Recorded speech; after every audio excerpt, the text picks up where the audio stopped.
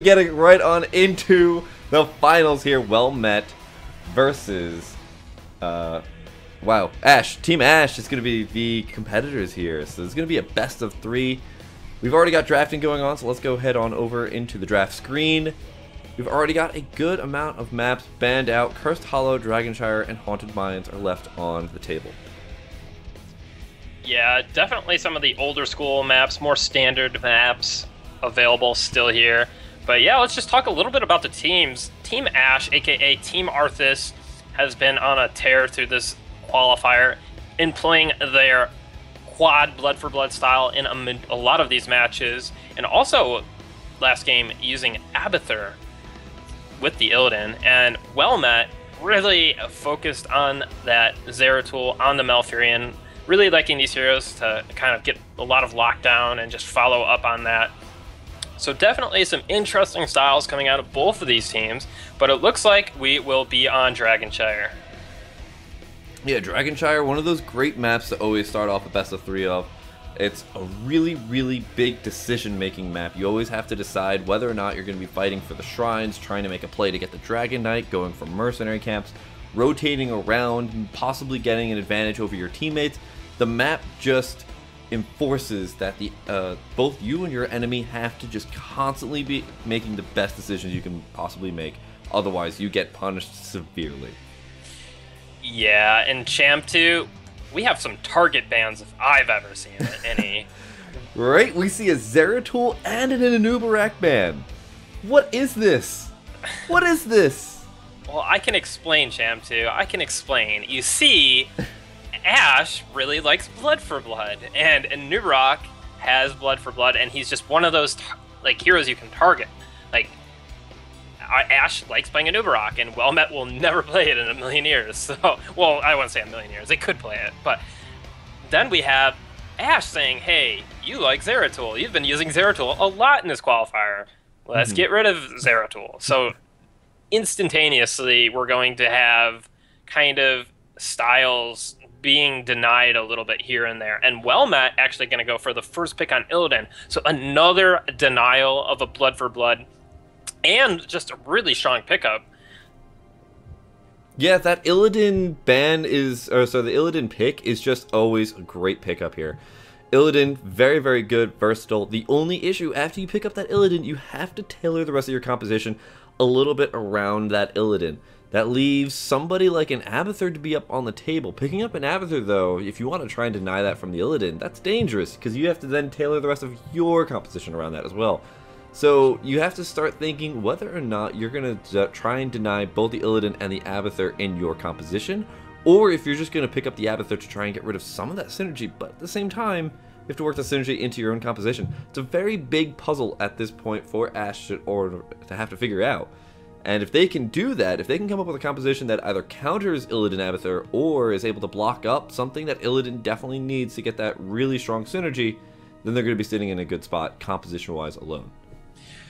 Yeah, and we have Ash actually getting 2 heroes, only 1 blood for blood in these 2 heroes, but as a consolation prize, a great consolation prize, we do have Jaina coming out with the blood for blood Vala from Ash. And we'll have to see here how Well Met responds to this. And it's going to be an Uther and Sylvanas pickup here for Well Met. The Uther being really good at protecting melee assassins, and Sylvanas kind of a very good pickup for the rotational play on Dragonshire. Good pushing and lane clearing power, but also kind of denying that Sylvanas, which can be really strong against Illidan from time to time if they could get a Wailing Arrow onto him.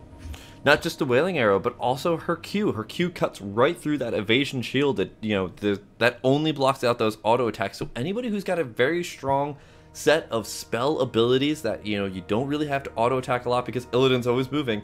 If you can get a lot of spell abilities, you can cut straight through Illidan's biggest shield, which is evading all of those auto attacks.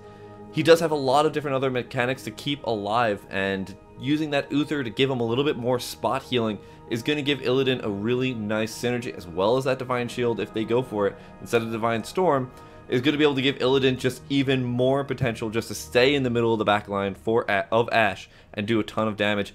Meanwhile, that Jaina, that Vala, right now they're sitting there. They're scared. They're quaking in their boots because of the potential of what that Illidan means to them. But if we see either a Hungering Arrow or a multi-shot build coming out from Vala, Illidan's now going to be the one that's going to be a little bit scared.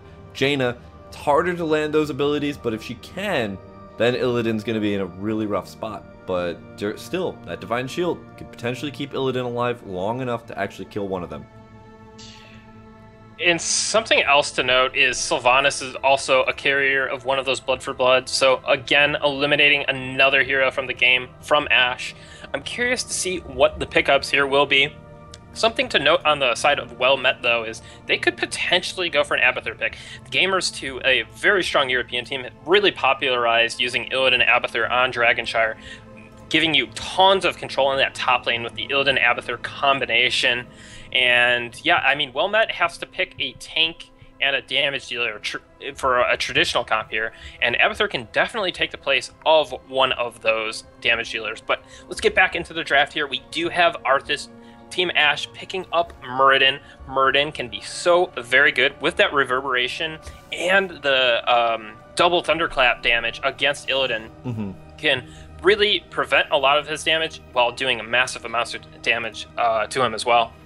Yeah, just slow him up, just, deny him the ability to kind of move around a lot with that Thunderclap, as well as that 300% damage. Those are two things that really work really well against that Illidan. Again, they just need to focus on dealing with that Illidan, whereas Well Met just has to work with that Illidan, keep the Illidan alive. It's a very difficult composition dance.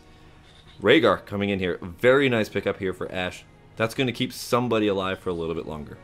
Yeah, and are we even surprised at this point? Blood for Blood on Rhaegar, so definitely have some really nice burst on the side of Ashe. Not as much Blood for Blood as they could have wanted. They still do have a final pick here, but I mean, Vala and Rhaegar with Jaina, that's two Blood for Bloods. They have Jaina for the burst, so that's pretty good damage regardless. I feel like they'll still be able to employ a similar playstyle that they're used to having. And yeah, and it's going to be an ETC pick coming out here for Well Met. Yeah, the ETC pick gonna work really well. Again, just those auto attacks, the auto attack buff that comes out here from ETC, just really nice, works well with the Illidan, as well as just giving that global potential. You can have him walking down any other lane and just immediately then stage dive back in and start the fight off, and that's gonna just slow everybody down, as well as give Illidan a good amount of time to get into the middle of the team. And Tassadar is an amazing synergy with Illidan. His shields, his everything else, his Archon, even if he goes Force Wall, his synergy with Illidan is just absolutely amazing. The shields act as a really nice buffer before Illidan's health starts to go down.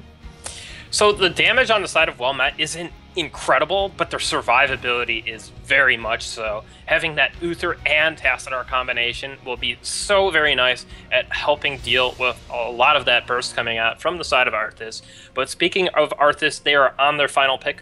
Who will it be? I feel like they need a damage dealer here, and who is left? I'm trying to even think who they want to pick up here. Yeah, that's going to be actually, I think, a really good question here, is because they could pick up a couple of different Thrall. Hey, he's got Blood for Blood. I mean, let's get him. He does. He does have Blood for Blood. That's actually going to be a really good point here. Is do they use? I mean, just having that Thrall in there as well is going to be really nice for them. The Blood for Blood, of course, they're going to have now 3 of them out there on their team, so that's going to be a really great way to either eliminate the ETC or slow down that Illidan, if they can actually get, all the Blood for Bloods concatenated on one person. Yeah, it's definitely interesting. Another hero that they could have picked up possibly is Kerrigan. Kerrigan does have Blood for Blood, but I guess they just feel a lot more confident in the Thrall, kind of going for that brute force damage as opposed to crowd control that Kerrigan offers. So really interesting pickup here. See, this is a comp where I would like Thrall in. The Thrall pick here doesn't throw me off guard too much because they have a reason for picking him. It's not just out of place. They're going for lots of Blood for Blood, lots of burst damage. So, yeah, I'm really interested to see if it works out for them. I mean, they've used a Nubarok in the past in the place of Thrall. So, I mean, I guess if you have kind of one of those non-traditional heroes, but you have a reason and a purpose for having them in, then it can be pretty good. Thrall is just really kind of overall a pretty decent pick in this. Not only that, but he's got his own sustain. You don't really have to worry too much about him. He's really good at punishing people that, you know, engage upon the team. Thrall's biggest issue lately is just the fact that without that battle momentum, without a couple of the other things that they kind of took away from him, staying on people is really difficult for him. But if people are engaging upon your team, if there's a hard engage, then Thrall's actually not doing so poorly. He's got a lot of sustain. He's able to kind of stay up a little bit longer. He's able to kind of just do damage freely without having to worry about running after the enemy team. And something else to note, we have the Orc Bros, we have Rhaegar and Thrall on the same team. And not only that, but Rhaegar is one of those healers that are really good at keeping up melee assassins. Obviously, Uther also very good at doing that and will be pairing with the Illidan on the side of Well Met. But we have an ancestral healing for Thrall should he get into any trouble if his survivability is not enough alone. So really cool pickups here, cool comps. I'm really eager to get into this game and see how the teams play it out. Yeah, that's going to be the interesting point. This is Dragonshire, so you have to think about how Dragonshire kind of plays. A lot of the members of Well Met probably want to stay very much so together in order to actually get a lot of the versatility and the usability out of their team. So we're probably going to be seeing them take one shrine and then just push down the lane that they're sitting in, as opposed to trying to go for these giant double shrine plays into Dragon Knight. Ashe, however, I think has a little bit more of the ability to actually get both shrines and pick up the Dragon Knight earlier in the game, and I think that might be the advantage they're looking for. They can split up their team a little bit better than Well Met can. Well Met has to pretty much have everybody in a very concentrated area and get these huge team fights down in order to actually, I think, get massive use out of their composition. Yeah, most definitely. And yeah, well, we have a lot of wave clear on both sides, really. We do have the, well, I have to give a little bit of an advantage on the wave clear to Well Met, but Ashe also has that. Rhaegar has Vala and Jaina as well. A lot of people actually like getting Arcane Intellect on this map because Jaina has good wave clear, but not the sustain that she really needs to keep it up. But when you play Dragonshire and you play that rotational style, a lot of times Arcane Intellect can be a good pickup. That's true. Arcane Intellect just gives you that sustainability. It lasts forever in lane. Just, I don't know why Arcane Intellect allows you to do that, but it does. You just kind of sit in a lane forever. I think every time you cast a Blizzard, if you hit a whole creep wave, you get mana back. That's it's like crazy. A really well-invested loan or something. I don't know. The only problem with the Arcane Intellect here I could see coming out is the fact they're losing an Envenom. And Ashe's team composition relies heavily on doing burst damage, but then again, they do have Envenom on Thrall, so that might equalize the trade, or maybe they just want to go for double Envenom and just go real crazy. That's true. With the double Envenom, I think they can do a lot of damage, but we'll see if they're going to go for that Arcane Intellect or the double Envenom. Either way, they could potentially do a lot of damage. I mean, they've already got the Jaina. That's a lot of burst. We'll see what Well Met's going to have to do in order to kind of deal with all of that, though. Sylvanas, I'm going to be curious to see what Sylvanas' build is going to be, especially for Well Met, especially for this map. I think I'm a little bit curious to see, because she's one of those people that are currently just up in the air of how a lot of different teams play her. So let's jump on straight into the game. Let's take a look at how this is going to go. This is, of course, the beginning of a best of 3. Ashe spawning over here on the left-hand side. Andy Lendy playing Jaina, unstable on the Vala, Kuni-chan on the Thrall, Seb on the Rhaegar, and Stalk on the Muradin. And on the right side of the map, as the red team, we have Well Met, Hasu Obs on Tassadar, Sport Billy on Uther, Servault on Illidan, Sake on ETC, and Shadowmare on Sylvanas. So let's get straight on into this game. It looks like they are 5 stacking, going straight down into the mid, and their Thrall is just kind of taking a couple of seconds here trying to decide what he wants to do, but looks like they're not going to be able to have a 5-man in the mid. Sokka taking a lot of damage, going to have to back up here, getting caught by the Blizzard. Yeah, and very traditional thing you see on this map is the well, 4v4 or 5v4 or 5v5 in the middle lane, because both teams want to clear middle creep wave and then rotate. Because the creeps arrive in mid first, and then they want to clear that out and rotate either to the bottom or top lane. Typically the bottom. Just want to make sure that they get all of the experience from each of these lanes, and that's exactly what Stalk is doing. He's there just in time for the first couple of damage and the little bit of creep experience coming in here from that first wave. He was just waiting right there just to make sure that they didn't lose any of that at all. Really interesting first picks coming out here. We're seeing already the the mana restore on Rolling Thunder on the Q here for Thrall, as well as the Reverberation as we were talking about before for the Muradin. Yeah, and that Rolling Thunder also increases the range of Chain Lightning by quite a bit as well. And I've actually seen the Chain Lightning build in the Korean meta, which is really interesting to see that it's being adopted here in the EU as well. But yeah, Unstable really close to dying there, getting out with his life, just barely. Looks like there's going to be a little bit of a collapse here on the bottom lane. They are going to pick up the Shrine while they're doing this little fight here. Servo ult is going to get stunned. The Blizzard coming down here. Is he actually going to go down? Yes, there is the first blood of the game. Looks like that's going to go straight on over here to Ashe, set them in a pretty good position. They already had this Shrine though, so this doesn't get them a lot in terms of map objectives. No, yeah, it really doesn't, but yeah, it's still nonetheless a nice pickup there on the Illidan, and Unstable forced to go back to base. So we're going to have a rotation on mid here, but Hasuop's caught out of position. He did use his Dimensional Shift and a shield, and now they're turning it back onto Arthas. Oh man, it looks like Seb is going to be the first death on Team Ashe. That's going to be a really nice pickup here for Well Met. That's going to put them pretty even. It's 4-4 in the levels. They have picked up their level 4 talents. We're seeing a double Envenom coming out here. The Jaina is going to pick up that Envenom. That's that damage over time. That's going to be the Activate Poison. 180 damage over 5 seconds at this current moment.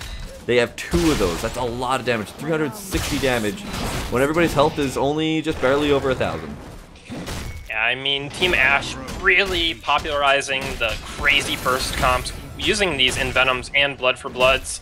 And yeah, they just feel that the Envenom is the better choice, but Sake getting picked off in the top lane, Jaina roaming up there to help out Thrall in securing that kill. So really nice roam up there. And this is exactly what I was talking about. They have these really nice potential in having these smaller 2v2 team fights, these little 3v3s and etc.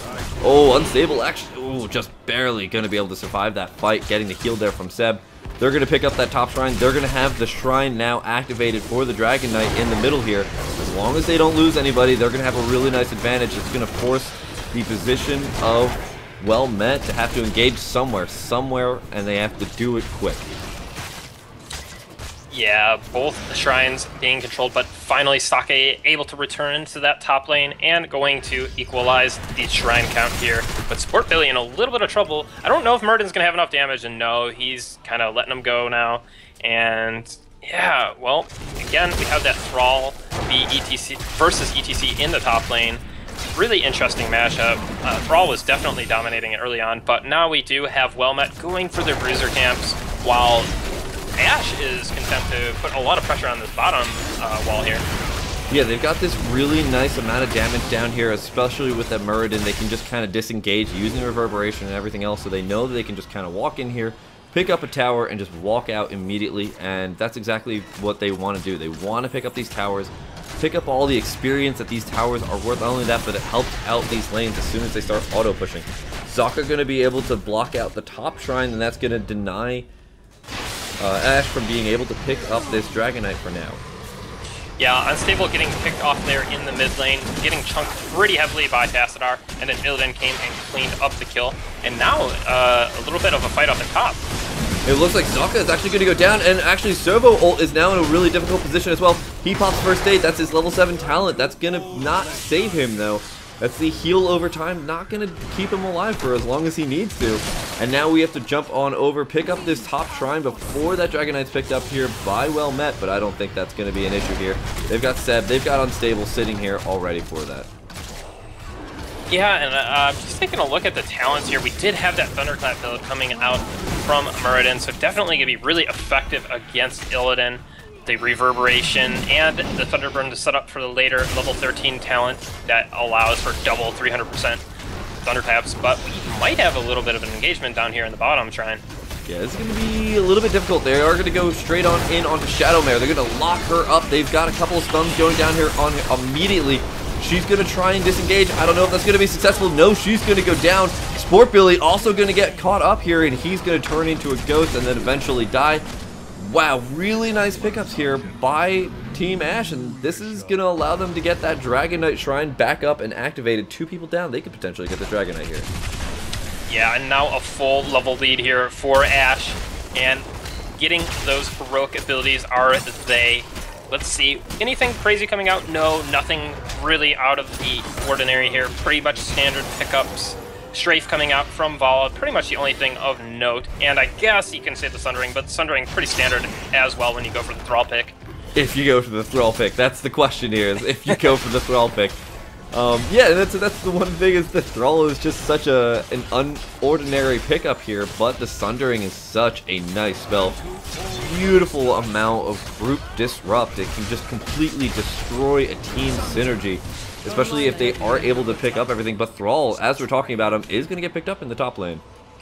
Yeah, and Hasuab's getting really low as well. The Strafe, oh my god, the Strafe, so very close to picking off Hasuab's, but Unstable almost dying to the tower as well, so yeah, Hasuab's able to save himself with that Plasma Shield, and yeah, I mean, we do have Well Met now on the level 10. They do have their Heroics as well. Divine Shield, Archon coming out. Pretty standard stuff for the most part. Obviously, you want that Divine Shield when you're paired with an Illidan, rendering him very, very strong, invulnerable, and acting as an alternate cleanse. Which what I really like about this right now is that our ETC is taking a little bit of time here to decide what he really wants to pick up, I think he's just, okay, was just waiting a little bit too long to pick up that stage dive. I was like, is he trying to sneak a mosh pit and catch the team off guard? But no, he does go for that stage dive. Going to be very nice. Split push ability does come out from the ETC. He can just kind of stay in one lane, push it down, and then as soon as his team needs him, jump back in using a stage dive.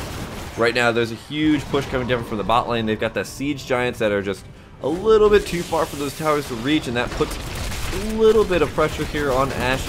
But Well Met is going to not be able to defend them for too long, and they're just going to back up. Yeah, and we do have Well Met now rotating back up to the top lane because Ash was able to get that bottom shrine, and there's going to be a short little window, but no one really in position, and instead Ash going for that bottom push, knowing that Well Met's out of position. Oh, it looks like they're actually going for more than that push. It looks like they're going to go straight on Sport Billy, but Unstable taking a lot of damage, and Seshal does go land on him. Sokka now getting caught. He's taking a lot of damage. He's going to go down. Kune-chan, though, is going to be the next one to follow up here. There's the reverberation coming in here from Stalk. It looks like they're going to be able to pick up Sylvanas. Sport Billy trying to disengage hard, but Annie Lendy taking a lot of hits is going to go down as well. That's a 2 for 3, and it looks like Well Met's going to be able to take out that team and fight for themselves, and that's going to be sending them into a pretty good position. I don't think they can get this double shrine into Dragon Knight, though. Yeah, the Thrall, I feel, didn't do too much in that team fight. He was kind of just, well, the Uther of Well Met was just kind of in the back line trading with Thrall from Arthas, and we just had Hasuab's chunking that Thrall down with the Archon, so kind of a weird team fight there, but ended up being only a 2 for 3, so not the craziest swings there. Definitely have both teams now on that level 13 talent tier. We do have more of a Wind Fury build coming out instead of a full-on Chain Lightning build for that Thrall. And yeah, again, as we talked about, the Thunder Strike level 13 Muradin talent for that Thunderclap build. Yeah, that's going to be really nice for just slowing down and taking out that Illidan if they can actually get into the team fight they want. I mean, I think I saw before that Illidan was staying near other people.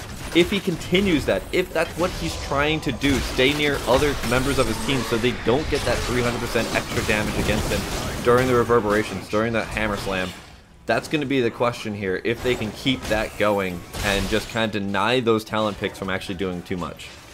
Yeah, and another talent to note here, well, hold on, we have Muradin getting a little bit caught out here, but he should be okay, very, very high HP hero there, but we do have the double E build starting up for the Tassadar, so against that burst damage, that can be really, really helpful, possibly saving his life in some kind of engagement later.